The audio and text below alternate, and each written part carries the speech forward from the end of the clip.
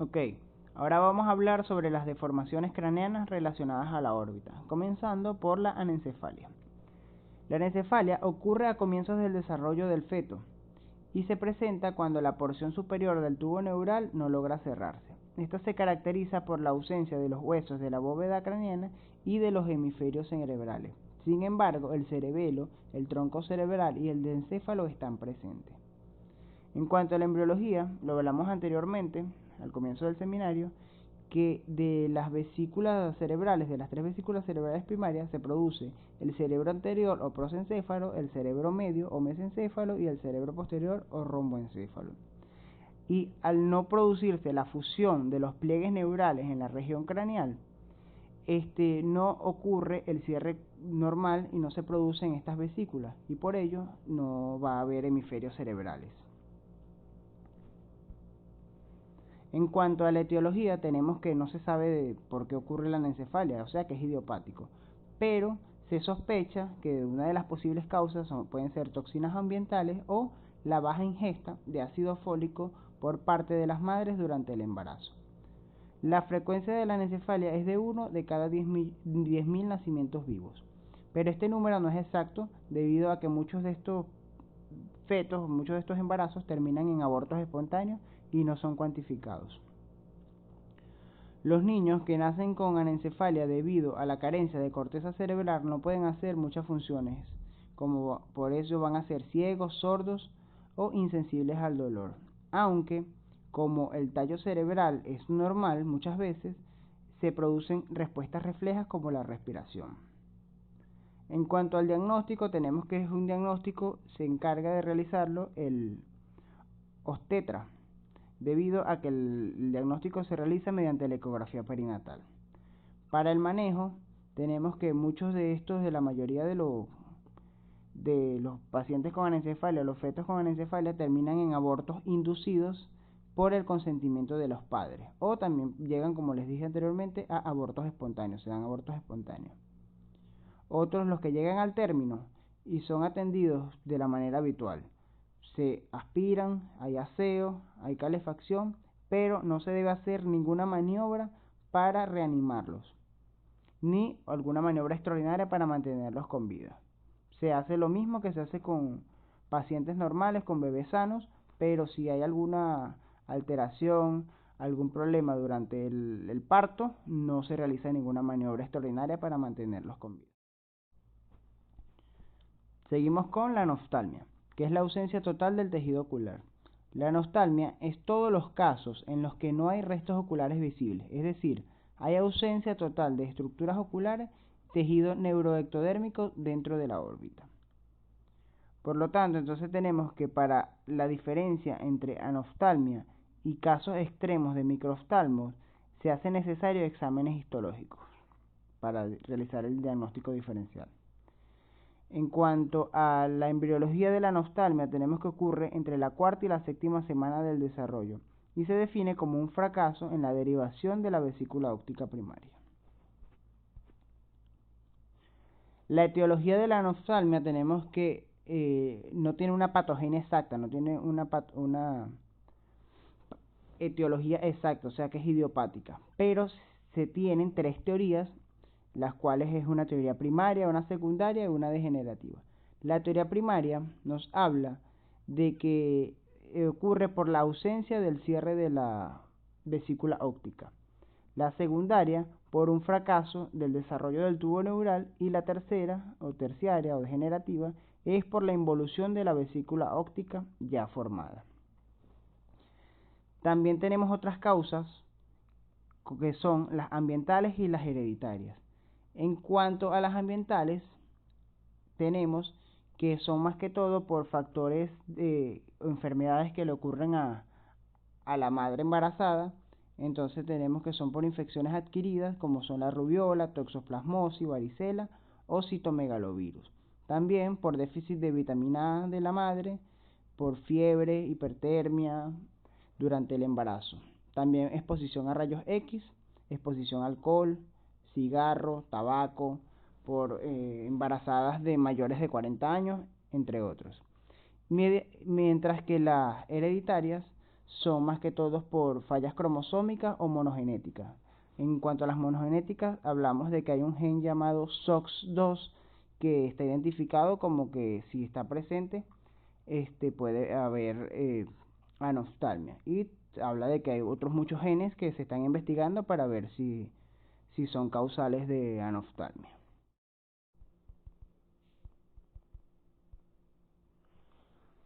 Acá podemos ver una imagen de la diferencia entre lo que es la anoftalmia y la microftalmia.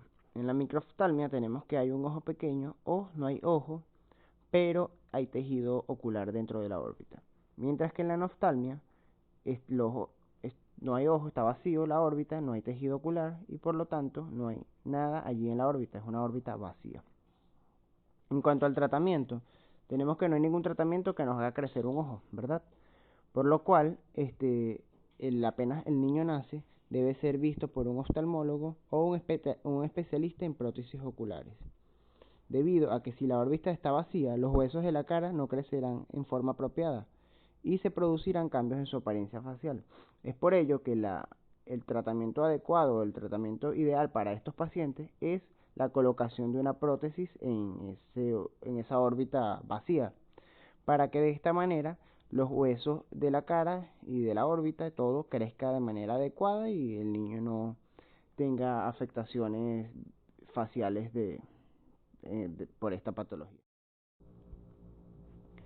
La ciclopía. Tenemos que es un defecto ocular poco frecuente. Es una malformación genética mayor y se caracteriza por la presencia de un único ojo central. Tiene una frecuencia de 1.05 de cada 100.000 nacimientos y es mucho más frecuente en el sexo femenino. Su embriología es por una malformación en el desarrollo del cerebro anterior.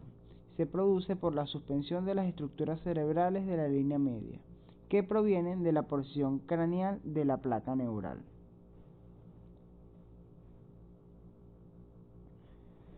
Su etiología es desconocida, es idiopática, no se sabe, pero se dice que puede ser asociado a la trisomía del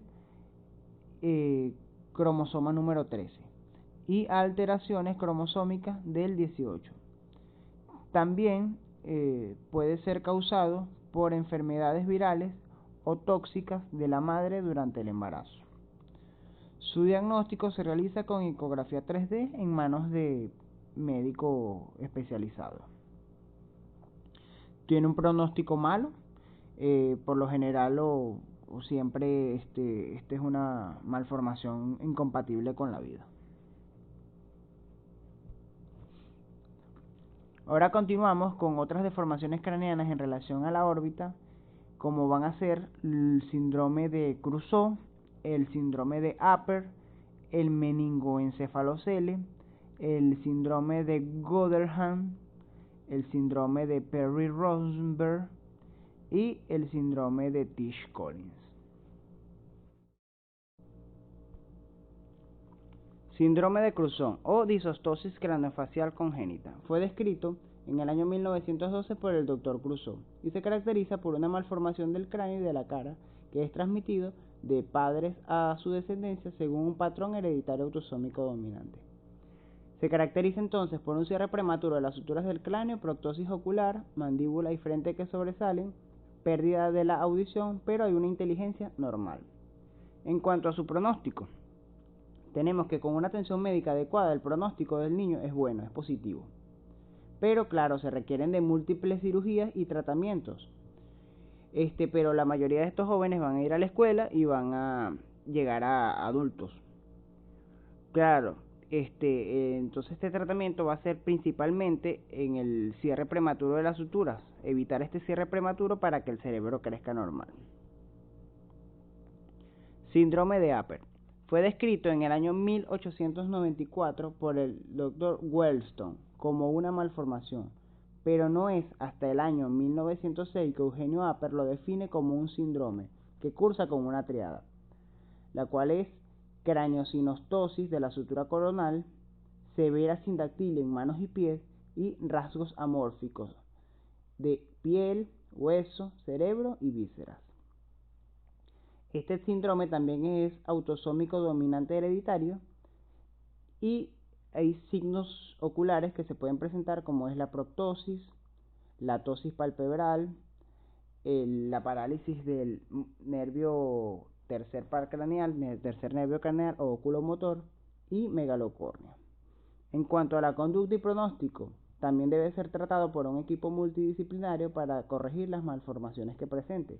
En cuanto a la craneosinostosis, es importante una cirugía para evitar que se cierre esta sutura coronal y el cerebro que crezca normal.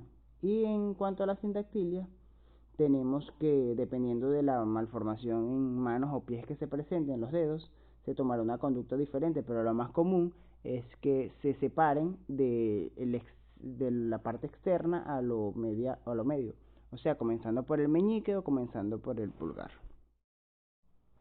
Meningoencefalocele.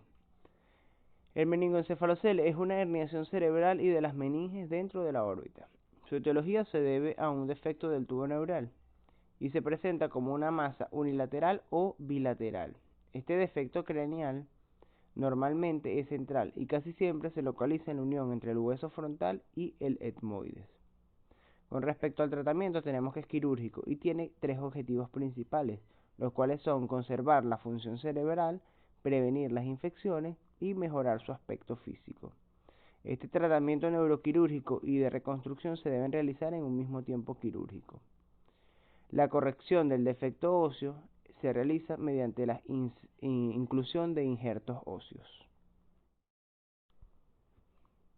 Síndrome de Goderham o displasia auriculovertebral.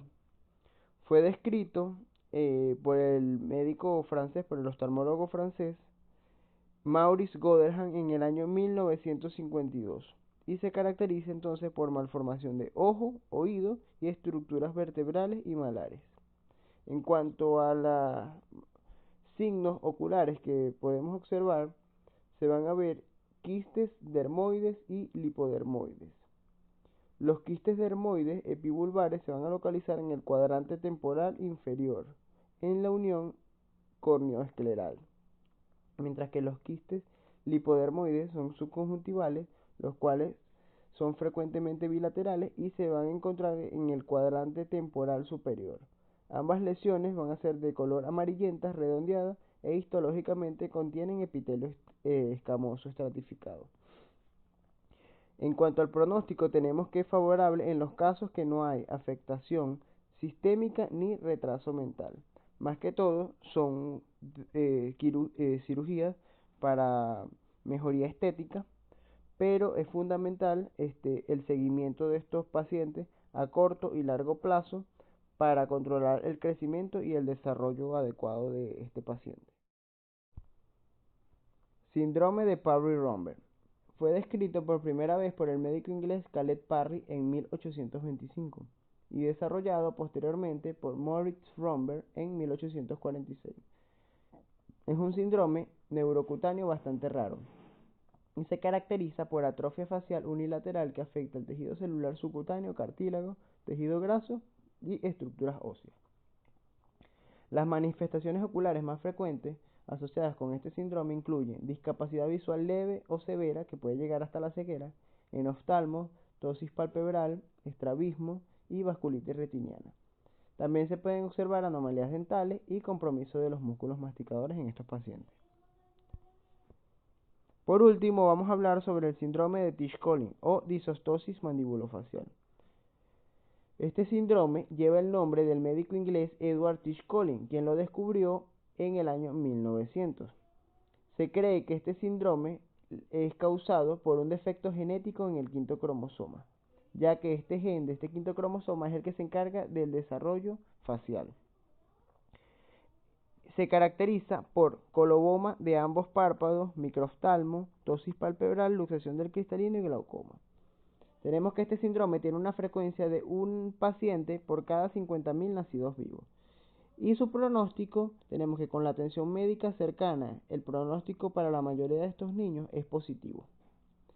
Pero se debe tener un seguimiento, los médicos deben tener un seguimiento de estos pacientes para garantizar el desarrollo adecuado y el crecimiento adecuado de estos pacientes para que puedan llegar a adultos. Y este es todo el seminario. Muchas gracias.